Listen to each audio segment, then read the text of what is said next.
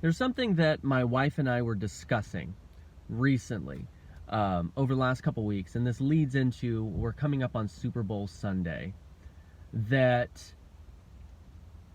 is tied to something that's going to impact the Super Bowl, and that is that Taylor Swift is a fan, more or less, of the Kansas City Chiefs. And this is mostly a product of her relationship with the starting tight end of the Kansas City Chiefs. Of course, it is tied to her relationship with Travis Kelce, and that something that has been kind of brought up almost with gritted teeth by some is that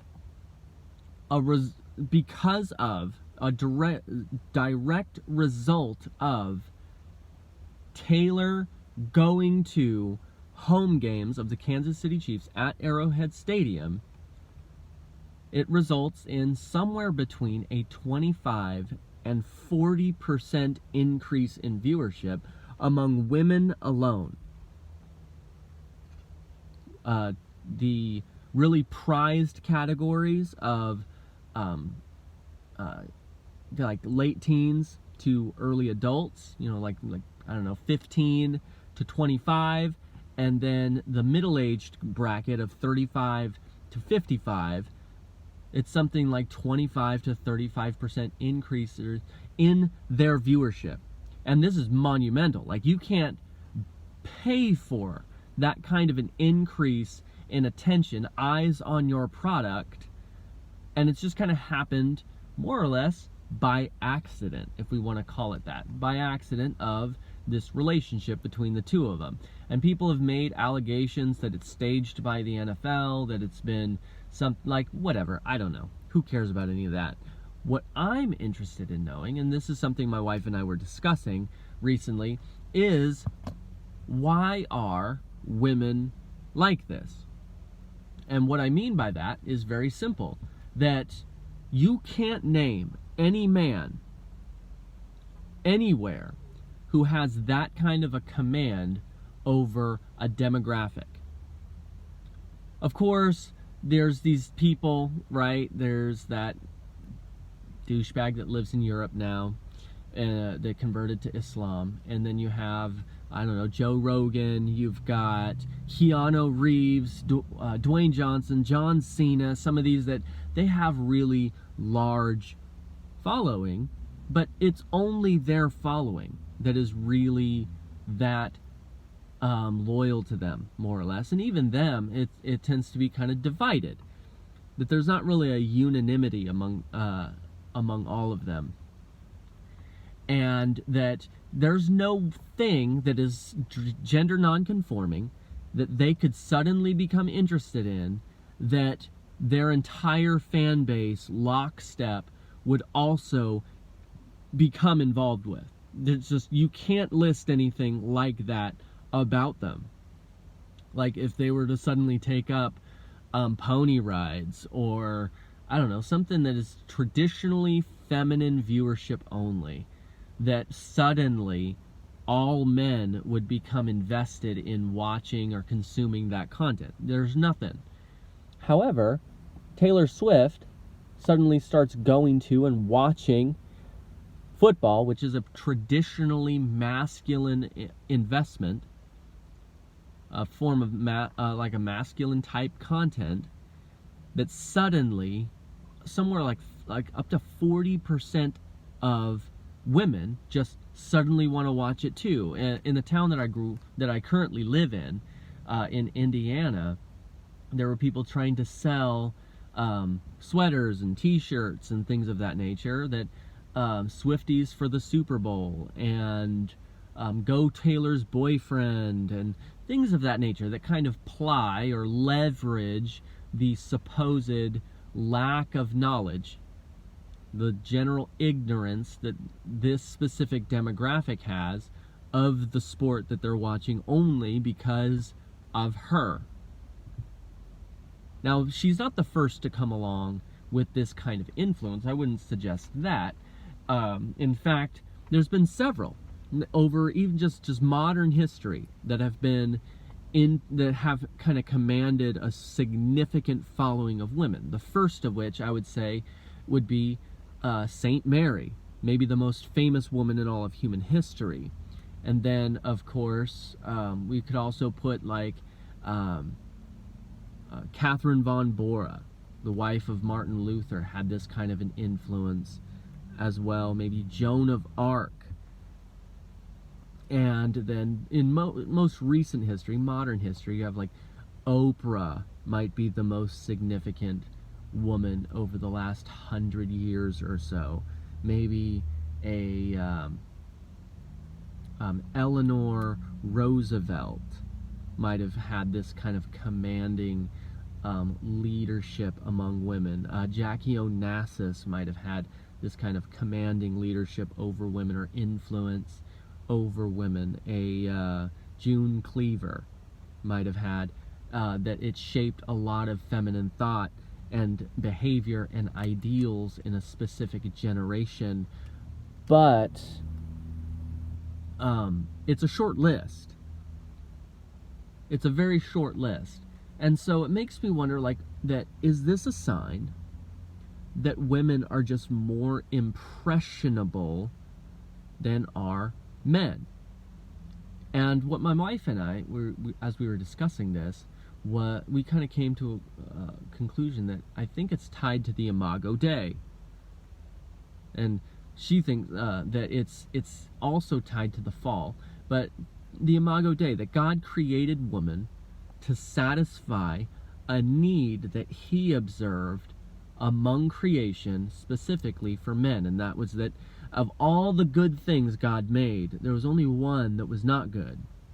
And that was that he was alone. Notice that Adam doesn't come to this conclusion on his own, but in fact that God observes it. And so I think that this indicates something like that women are inherently tied to community in a way that men aren't as much. Not that men don't need community, they do. That women are tied to it, they're bound to it. It's in their spirit in a way because of the fact that God created them for community in a way that he didn't create man directly for community, maybe. And so maybe that's it. Another theory is the possibility that it's the fall, that it's a way of women to try to, when God said that part of the curse would be that her desire, Eve's desire, would be to rule over her man, would be contrary to her husband, but that he would rule over her, that this is a way of them kind of desiring in a contrary way to their husbands, because there does happen to be a little bit of an essence in all this stuff involving Taylor Swift and football, that there's a sense to it, like that they're taking something away from men, that they're taking it, and that there's a lot of that essence in feminism, that they're taking power away from men, or that they are taking in politics or in business, or that they're kind of taking something rather than sharing it, or something of that nature. And so I kind of wonder if that's not what it is. I also wonder as well if it's something tied to the way women, even in Christianity, are. Because I was doing an experiment earlier today just to see what would happen. Because given that I teach the Bible, I teach things in theology and apologetics and such all the time, with kids, with teenagers, with adults, and so I'm constantly looking for new studies and new material and such to try to just to see what's out there, see what's new, what's old, what's changing over time. And I just did an Amazon search of 1 year Bible devotionals and 1 year 52-week Bible devotionals and things of this, like different similar terminology to that. Weekly Bible devotional or daily divide, like just all those different kind of similar related terminologies. And as I did so, with each one of those search terms, and it's hard to classify exactly how much of this is algorithm that is filtered through the fact what I typically, like how much is it catered to what my standard algorithm is, and how much of it is what would come up for anyone else. But I searched those terminologies, those kind of search terms and language, and what I was finding is that I would have to go well past the first page with all of those search terms before I could find any Bible studies, any devotionals, any scriptural guides, any of that sort of stuff that was by a man or for men. And if I wanted to find one that was just for men but could be written by man, woman, or staff resources, it was a little easier. But if I wanted just a man for men, then I would have to go sometimes past the second or third page before I found anything. And that occasionally as well, I found ones that were by women for men, like women with their perspective about marriage or something. And I found several that were for parents, for fathers, right, for working on parenthood and things of that nature. And I found ones that were for staff members, for pastors or for elders or for that sort of thing. But as far as just for men, it took me a while, and they were usually older. Like there was Jonathan Edwards' Resolutions, or if it was the Longer and Shorter Catechism by Martin Luther. It was something like that was older, classical, rather than it being something newer. And I was wondering about that. Women, however, had an overabundance of both material by women and for women. Whether it was for mothers of a specific age range, children of a certain age range, or if it was for women as teens, women as young adults, women, just whatever. There was tons of material for them, but not very much for men.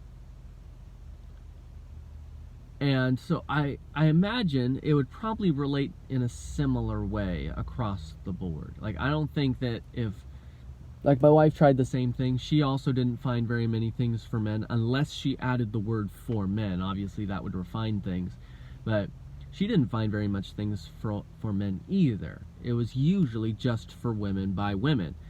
And it kind of lends to this idea that women like being told by other women how to think, feel, and believe about stuff, where men, it seems, tend to try to figure it out themselves. And I don't know which one's right or wrong. I'm just telling you what I have observed, what I've seen a lot of, and that Taylor Swift kind of brought it onto my radar more so than anything. But it's something to consider. What is happening with this as you're watching the Super Bowl, watching the various instances of the cutaways when the cameras want to see her reactions to things? Think about it. What is this telling us about humans, about women, about our culture? Because I'm certainly curious at the very least, and I would hope anyone else would be curious about it too.